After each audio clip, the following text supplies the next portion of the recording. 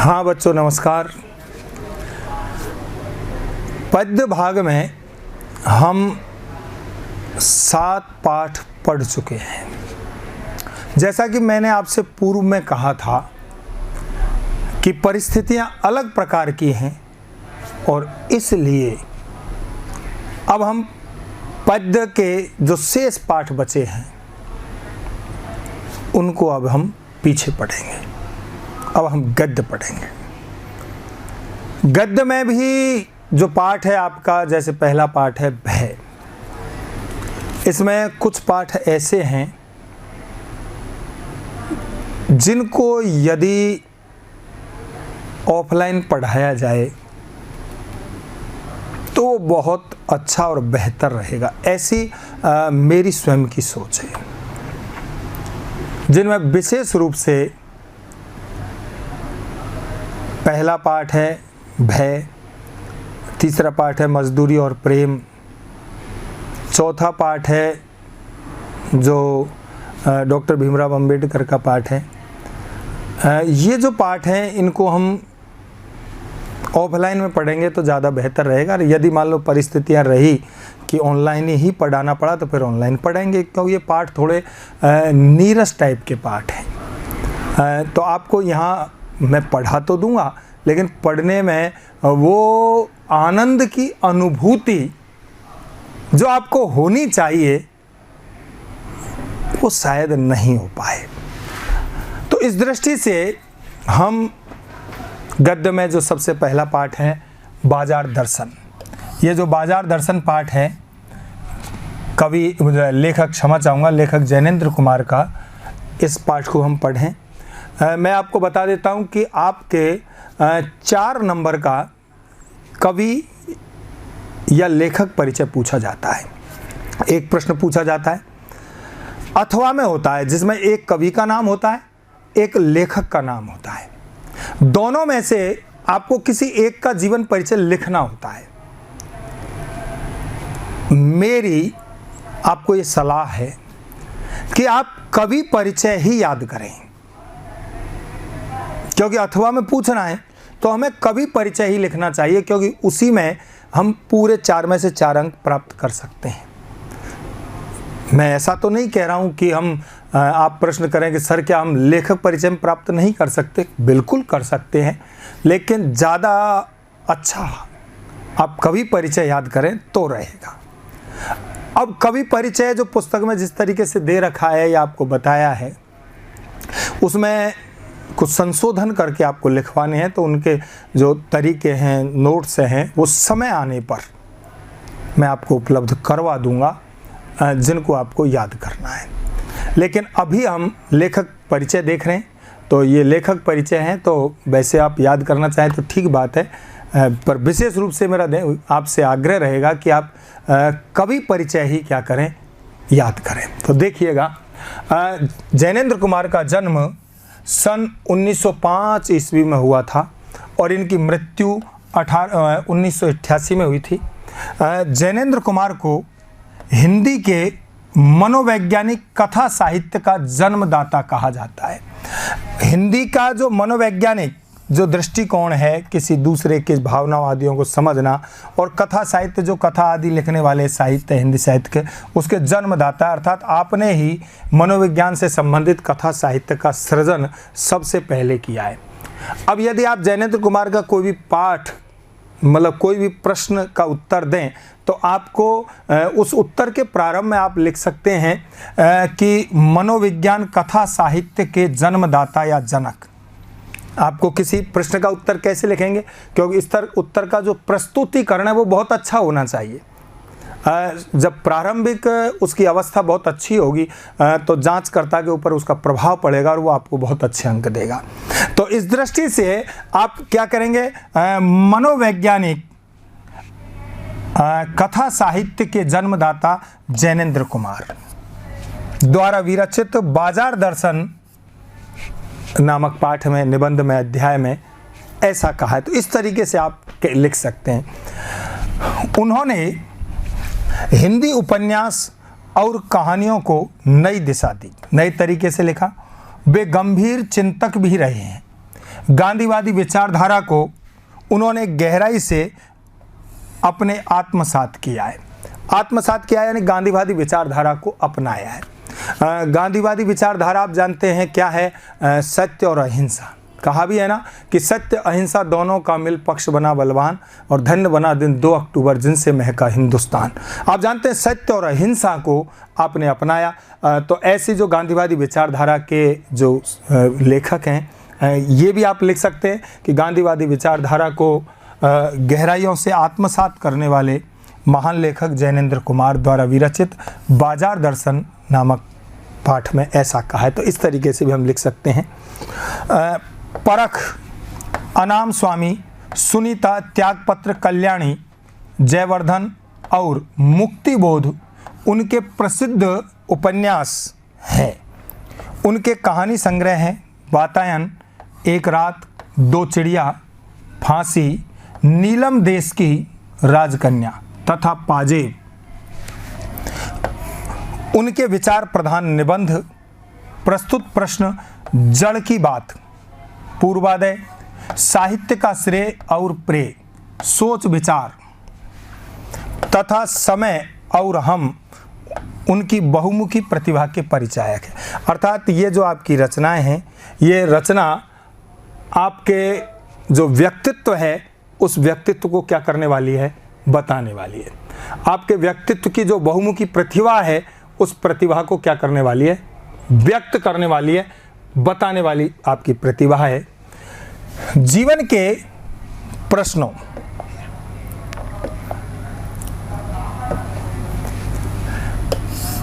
जीवन के प्रश्नों को सुलझाने में जैनेंद्र की दृष्टि व्यापक रही है। आप जानते हैं जीवन के प्रश्नों को सुलझाने, हमारा जो जीवन है इस जीवन में बहुत सारी समस्याएं आती रहती हैं, तो उनको आपने बहुत अच्छे तरीके से सुलझाया, जीवन की बातों को बताया है। मुंशी प्रेमचंद ने उन्हें भारत का गोरकी कहकर महिमा मंडित किया है। ये गोरकी आप जानते हैं जो सोवियत संघ रूस है वहाँ के एक बहुत सुप्रसिद्ध साहित्यकार हुए हैं, रचनाकार हुए हैं। तो जिस प्रकार से गोरकी सोवियत संघ के प्रमुख रचनाकार और साहित्यकार थे, ऐसे ये भारत के गोरकी है। अर्थात भारत के प्रमुख साहित्यकार जैनेंद्र कुमार रहे हैं। इस प्रकार से उनकी महिमा को बढ़ाया है। यहाँ पर हम पाठ परिचय देखें। प्रस्तुत निबंध बाजार दर्शन में बढ़ती उपभोक्तावादी परंपरा एवं बाजारवाद पर गहरा मंथन किया गया है। लेखक यह मानता है कि बाजार हमारी आवश्यकता की पूर्ति के लिए है। यह विक्रेता और क्रेता यानी बेचने वाले और खरीदने वाले दोनों के मन में संतोष व तृप्ति, यानी तृप्ति का भाव हो ना, पूर्णता का संतोष का भाव है, वही बात है, के भाव जगाता है। लेकिन उपभोक्तावादी जो वर्तमान ज़्यादा उपयोग करने वाली जो परंपरा है, परंपरा ने आज बाजार को अपनी आर्थिक संपन्नता ज़्यादा धन होना, दंभ, अहंकार के प्रदर्शन का साधन बना दिया है। हम बिना आवश्यकता के अकारण ही बाजार से अनाप शनाप बेकार की जैसी चीज़ें वस्तुएं खरीदते हैं, तो इससे बाजार में कपट बढ़ता है, कृत्रिम अभाव जन्म लेता है, कृत्रिम बनावटी दिखावे का, और महंगाई बढ़ती है। आज ग्राहक और विक्रेता दोनों ही कपटपूर्ण व्यवहार से हमारे विनिमय कहते हैं किसी चीज़ के आदान प्रदान, और अर्थतंत्र जो अर्थव्यवस्था है को क्षति पहुंचा रहे हैं। आवश्यकता से अधिक वस्तुओं का संग्रह अर्थव्यवस्था के लिए घातक है। आवश्यकता से अधिक किसी चीज़ का संग्रह करना अर्थव्यवस्था के लिए बहुत ज़्यादा नुकसानदायी है। धन का दुरुपयोग व दंभ हानिकारक है, अहंकार हानिकारक है। बाजार हमारी संतुष्टि के लिए होता है, न कि असंतोष, तृष्णा, ईर्षा वृद्धि के लिए।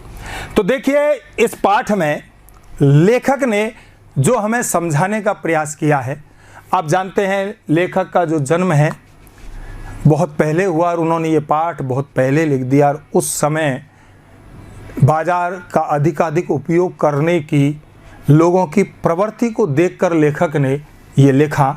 और वर्तमान परिप्रेक्ष्य में ज़्यादा से ज़्यादा बाजार का दोहन करने की जो प्रवृत्ति है, जो दिखावटीपन है, वो इस मानव सभ्यता के लिए बहुत बड़ी, आप जानते हैं, उनके लिए घातक है। हम बात करें कि आज एक महिला का, आप जानते हैं वो ड्रेसिंग टेबल होती है, उस ड्रेसिंग टेबल में बहुत सारा जो सामान है, कई तरह का जो सामान है, जिसमें आप जानते हैं विभिन्न प्रकार की क्रीम, पाउडर आदि जो भी चीज़ें हैं, लिपस्टिक आदि ये सब चीज़ें हैं, कई तरह की जो चीज़ें हैं वो 10-20-30 हज़ार रुपये की होती है। विदेश से मंगवाया परफ्यूम उसकी कीमत कम और मंगवाने का खर्चा ज़्यादा है, ये सब चीज़ें मिलेंगी।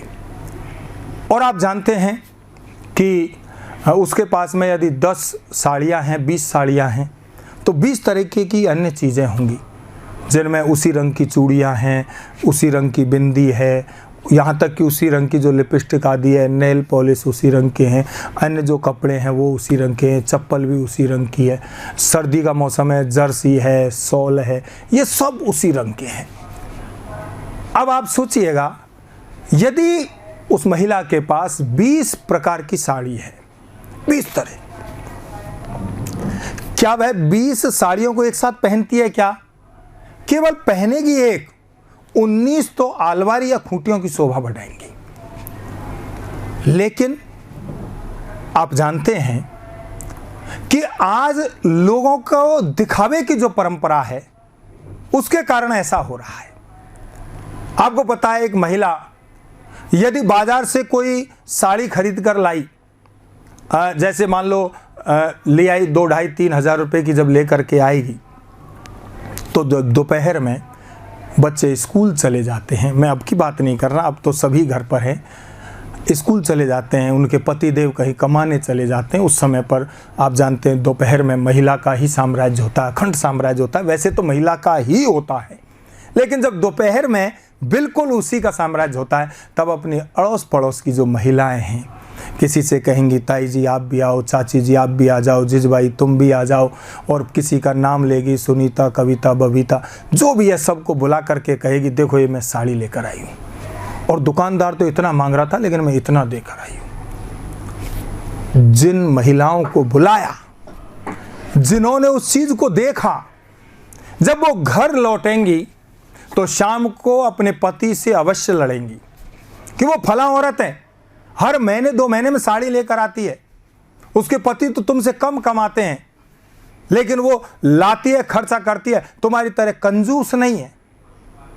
और आप जानते हैं घर में विवाद हो जाता है, पति सोचता है इस विवाद से कैसे छुटकारा मिले, तो वो कहती है वो 2,500 की साड़ी लाई है, मैं 3,000 की लेकर आऊँगी, तो वो सोचता है 3,000 रुपये में शांति मिलती है, बहुत अच्छी बात है, ले 3,000 रुपये ले जा।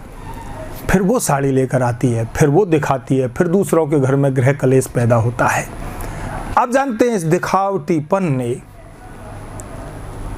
हमारी जो सामाजिक व्यवस्था है उस व्यवस्था को बिल्कुल समाप्त कर दिया। इसका एक ये कारण भी है, आपको पता है कि जब व्यक्ति के पास थोड़ा पैसा हो जाता है तो वह करता क्या है।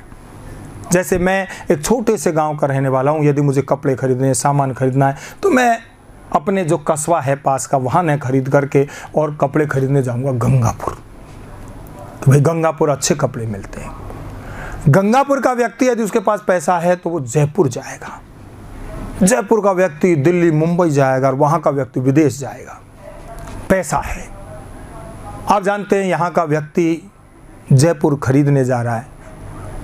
अब जयपुर जब कपड़े खरीदने जा रहा है, जब उसके पास पैसा है, जा रहा है, तो खुद की निजी जो गाड़ी है उसमें जाएगा, 120 रुपये में जयपुर का किराया है, और वो बस में जा सकता है, लेकिन नहीं, 2-2.5 हज़ार रुपये का पेट्रोल जलाएगा, डीजल खर्च करेगा, तब वो वहाँ पर पहुँचेगा और फिर वहाँ मॉल में जा कर के कपड़े खरीदेगा।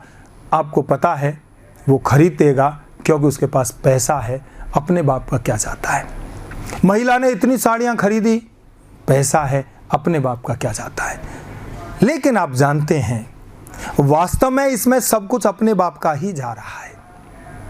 अब आप कहेंगे सर अपने बाप का क्यों जा रहा है, उनका पैसा, वो सामान खरीदे, इससे अपन को क्या नुकसान है। निश्चित रूप से नुकसान अपन को ही है, क्योंकि हम सब मध्यम वर्ग के लोग हैं, निम्न वर्ग के लोग हैं, और ऐसी स्थिति में आप जानते हैं पैंठा चाहे छुरी पे गिरे या छुरी चाहे पैंठे पे गिरे, कटना पैंठे को ही है, अर्थात नुकसान हमको ही है। अब नुकसान क्यों है? क्योंकि बाजार में हर चीज का उत्पादन सीमित है। जब लोगों द्वारा बाजार का अवैधानिक रूप से दोहन किया जाएगा, बिना कारण वस्तुओं का उपयोग कर लिया जाएगा, तब होगा क्या? बाजार में वस्तु कम हो जाएगी, खरीदार ज्यादा हो जाएंगे, और जब वस्तु कम और खरीदार जब ज्यादा होंगे तो आप जानते हैं क्या होगा? महंगाई बढ़ेगी। एक अनार 100 भी मार की स्थिति जब होगी तो महंगाई बढ़ेगी, और महंगाई की मार किस पर पड़ेगी? हम पर पड़ेगी। ऐसी स्थिति, और आप जानते हैं कि महंगाई की जब मार हमारे ऊपर पड़ेगी, कुछ ऐसे लोग हैं जो दिन रात मेहनत करके इतना भी नहीं कमा पाते कि वो अपनी मूलभूत आवश्यकताओं की पूर्ति कर सके। ऐसी स्थिति में कई बार उन लोगों को अपनी आवश्यकता की पूर्ति के लिए कुछ गलत मार्ग चुनना पड़ता है, जिसमें हो सकता है वो चोरी करें, डकैती डालें, रिश्वत लें, घूस लें, या बाजार में जाकर के जबरदस्ती छीना झपटी करें। और ऐसी स्थिति से हिंसात्मक प्रवृत्ति का जन्म होता है, सामाजिक व्यवस्था का क्या होता है? नाश होता है, और आप जानते हैं कि बाजार की जो व्यवस्था है वो पूरी समाप्त हो जाती है। ऐसा हुआ क्यों?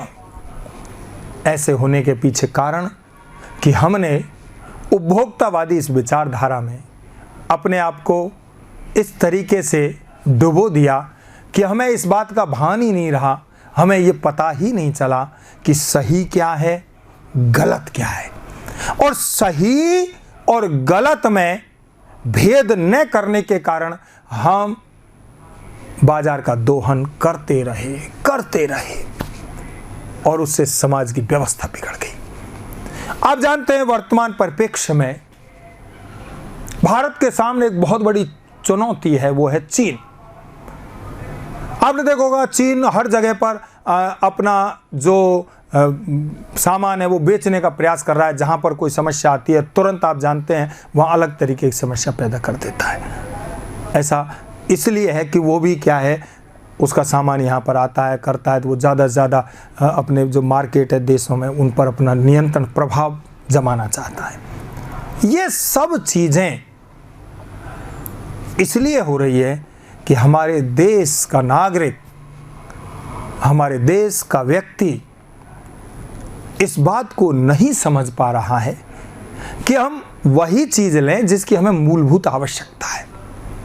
आपका घर कबाड़ खाना नहीं है, आपका घर है जिसे केवल उन चीज़ों से सजाओ जिनकी आवश्यकता है। बेकार की चीज़ों से उस घर को भरने का प्रयास मत करो।